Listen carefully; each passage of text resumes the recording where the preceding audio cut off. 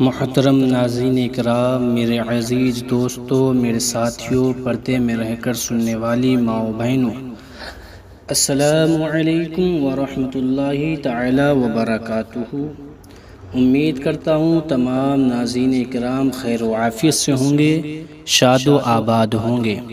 میرے دوستوں، میرے عزیز ساتھیوں، میری ماؤں بہنوں، آج کا ایک ایسا وظیفہ، ایک ایسی دعا جس کو صرف سنتے ہی آپ کی پریشانیاں دور ہو جائیں گی اور آپ پر اللہ تعالیٰ کی رحمتیں ہوں گی اور آپ کی تمام حاجتیں انشاءاللہ تعالیٰ پوری ہو جائیں گی۔ میرے دوستو، آج کل لوگ اپنے کام کو لے کر، اپنے روزی روزگار کو لے کر، اپنے حالات کو لے کر بہت زیادہ پریشان حال ہیں۔ میرے دوستو، پریشانی چاہے کتنی ہی بڑی کیوں نہ ہو، دکھ کتنا ہی بڑا کیوں نہ ہو، ایک نہ ایک دن وقت کے ساتھ گزر جاتا ہے، لیکن اس پریشانی میں، اس دکھ میں، اس غم میں اپنے رب کو، اللہ کے رسول کو بھولنا نہیں چاہیے اور اللہ تعالیٰ کی ذات سے نا امید نہیں ہونا چاہیے۔ میرے دوستو، کیسا بھی آپ کے اوپر وقت آئے، کیسی ہی پریشانی آئے، ہر حال میں اللہ کو یاد کریں، اس کے محبوب کو یاد کریں اور آقا صلی اللہ علیہ وسلم پر سب سے زیادہ درود شریف پڑھیں۔ انشاءاللہ تعالی آپ کا برا وقت، آپ کی پریشانی بہت جلد دور ہو جائے گی۔ میں اللہ تعالیٰ کی بارگاہ میں دعا کرتا ہوں، جو بھائی یا بہن پریشان حال ہیں، جس معاملات کو لے کر، جس پریشانیوں کو لے کر، اللہ تعالیٰ ان پریشانیوں کو دور عطا فرمائے اور ان کے معاملات کو ان کے حق میں بہتر عطا فرمائے، اور جو بے روزگار اللہ تعالیٰ ان کو جائز روزگار عطا فرمائے، اور جو روزگار کر رہے ہیں اللہ تعالیٰ ان کے کاروبار میں، ان کے روزگار میں خوب برکتیں، رحمتیں، وسعتیں عطا فرمائے۔ میرے دوستو، آج میں آپ کے لیے ایک ایسی دعا لے کر حاضر ہوا ہوں، ایک ایسا مجموعہ اسم اعظم لے کر حاضر ہوا ہوں جس کو اگر پڑھنا جانتے ہیں تو پڑھ سکتے ہیں، اور اگر پڑھنا نہیں جانتے ہیں تو اس کو سن بھی سکتے ہیں۔ پڑھیں گے تو زیادہ ثواب آپ کو پڑھنے کا بھی ملے گا، اور جو ہے اس کو دیکھیں گے، اس کو دیکھنے کا بھی ثواب ملے گا۔ اگر جو بھائی بہن پڑھنا نہیں جانتے ہیں یا کسی وجہ سے نہیں پڑھ پا رہے ہیں تو وہ اس کو سن لیں، انشاءاللہ تعالی ان کی حاجتیں پوری ہو جائیں گی، پریشانیاں دور ہو جائیں گی۔ میرے دوستو، اس کا پڑھنے کا طریقہ بھی میں آپ کو بتاؤں گا اور سننے کا بھی طریقہ بتاؤں گا کہ کس ٹائم کس طریقے سے سننا ہے، اگر پڑھنا جانتے ہیں تو کس طرح کس ٹائم کیسے پڑھنا ہے، ساری چیزیں آپ سے میں شیئر کروں گا۔ اس سے پہلے آپ سے ایک چھوٹی سی گزارش ہے، اگر آپ میرے چینل پر نئے ہیں تو پلیز میرے چینل کو سبسکرائب کر لیجئے اور اس ویڈیو کو ثواب کی نیت سے اپنے دوستوں میں، اپنے ساتھیوں میں، اپنے رشتہ داروں میں شیئر کر دیجئے، تاکہ وہ لوگ بھی پریشانیوں سے، مشکلوں سے بچ سکیں اور اس دعا کو سن کر ثواب حاصل کر سکیں، پریشانیاں دور کر سکیں۔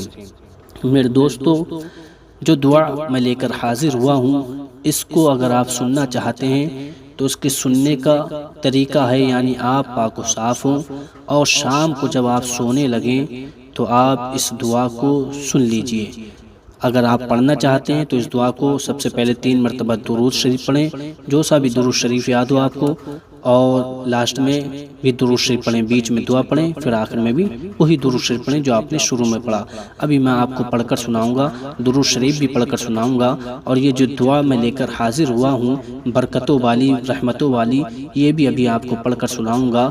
میرے دوستو، اور اس کو شام کو سننے کے بعد جب صبح ہو تب آپ اس کو اسی طرح سنیے جس طرح آپ نے شام کو سنا۔ میرے دوستو، اگر آپ چاہتے ہیں آپ کے گھر میں، آپ کے دکان میں، کاروبار میں برکت ہو تو آپ اسی نیت سے اس کو بجا کر گھر میں، دکان میں اپنے کاروبار شروع کرنے سے پہلے رکھ دیجئے۔ انشاءاللہ تعالی آپ کے کاروبار میں بھی خوب برکت ہوگی اور آپ کے روزی روزگار میں بھی خوب برکت ہوگی۔ میرے دوستو، اب میں آپ کو دعا سنانے والا ہوں جس دعا کا میں آپ سے ذکر کر رہا تھا۔ سب سے پہلے درود شریف سن لیجئے۔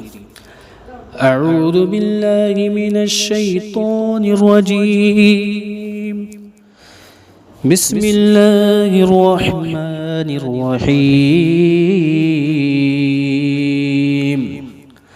اللہم صل علی محمد وعلى آل محمد كما صليت على إبراهيم وعلى آل إبراهيم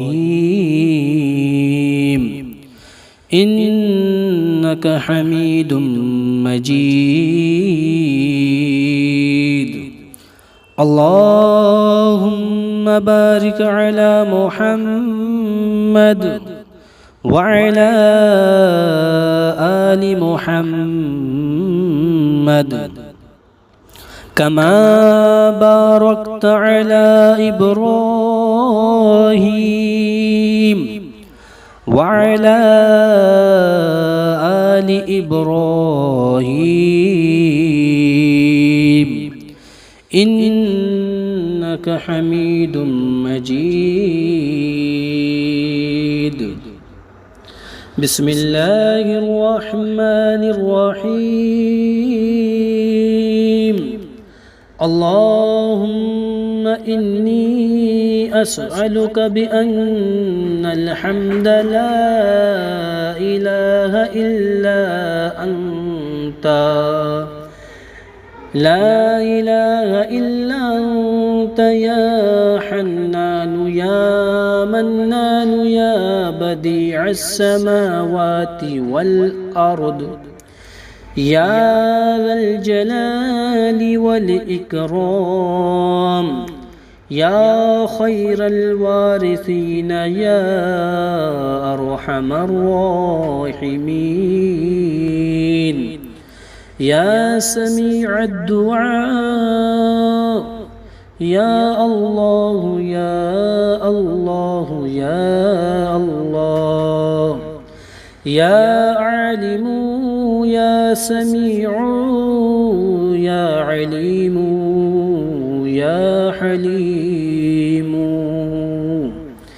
يا مالك الملك يا مالك يا سلام يا حق يا قديم يا قائم يا غني يا محيط يا حكيم يا مخفي يا معطي يا مانع يا محيي يا مقسط يا حي يا قيوم يا أحد يا أحمد يا رب يا رب يا رب يا وهاب يا غفار يا قريب يا لا إله إلا أنت سبحانك إني كنت من الظالمين. أنت حسبي ونعم الوكيل. واسم الله تعالى الأعظم الذي إذا سئل به أعطى وإذا دعي به أجاب. اللهم إني أسألك بأني أشهد أنك أنت الله لا إله إلا أنت الأحد الصمد الذي لم يلد ولم يولد ولم يكن له كفوا أحد. بسم الله الرحمن الرحيم. الحمد لله رب العالمين الرحمن الرحيم مالك يوم الدين إياك نعبد وإياك نستعين اهدنا الصراط المستقيم صراط الذين أنعمت عليهم غير المغضوب عليهم ولا الضالين.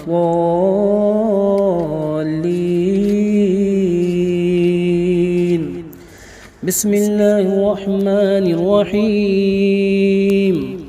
نون قاف صاد ألف لام ميم حاميم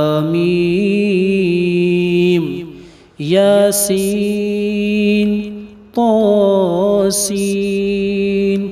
طه عين سين قاف ألف لام را طاسين ميم كاف ها يا عين صاد ألف لام ميم را ألف لام ميم صاد. بسم الله الرحمن الرحيم. اللهم صل على محمد وعلى آل محمد كما صليت على إبراهيم وعلى آل إبراهيم إنك حميد مجيد. اللهم بارك على محمد وعلى آل محمد كما باركت على إبراهيم وعلى آل إبراهيم إنك حميد مجيد.